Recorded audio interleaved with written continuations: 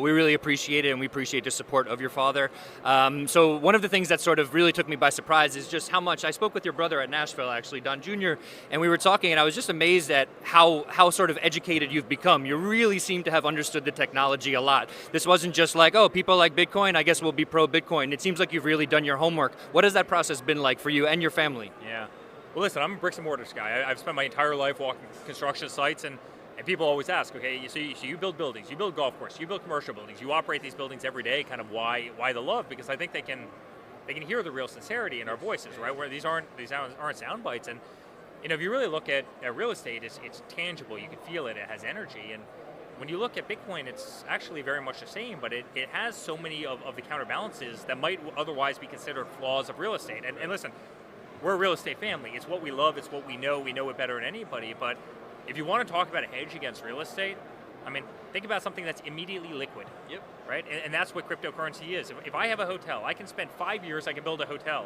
If I want to sell that hotel, it could take me 2 years to sell that property. Now, there are a lot of benefits to real estate. There's a lot of leverage benefits to real estate. There's a lot of tax benefits to real estate. But real estate is illiquid. What's a better hedge to real estate than something that's instantaneously, liquid, right? I mean, what's has more downside protection than something that you can literally fit in a key fob in a ledger in your pocket. You can't move real estate. I can't take Trump Tower on 57th and 5th. It would be tough, right? And move that over to London if London happens to be a better market, or I can't move that to Singapore or the UAE where we are right now.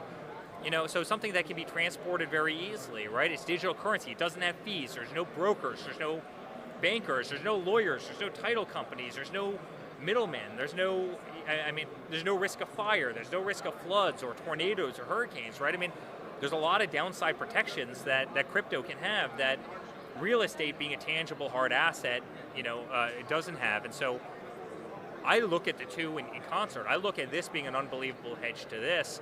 I also look at crypto, as I said before, as something that people can get into who might not have our last name, who might not have our balance sheet. I mean, can't afford a full building or a house. Congratulations, 99% of people, and this is no disrespect, they can't go out and build a 70, 80-story building on Fifth Avenue in New York. The entry costs are too high. 100%. Not to mention, they'll never find the piece of land, they'll never get it entitled, they'll never get it permitted.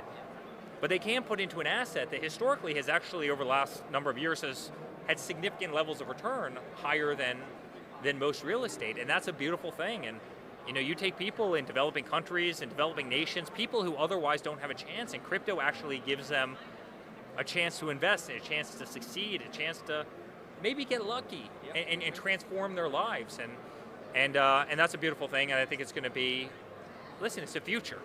Make no mistake, it's the future. And again, I really believe that the people who embrace it early are going to succeed. The people who don't will, as I said before, get left behind. Yeah.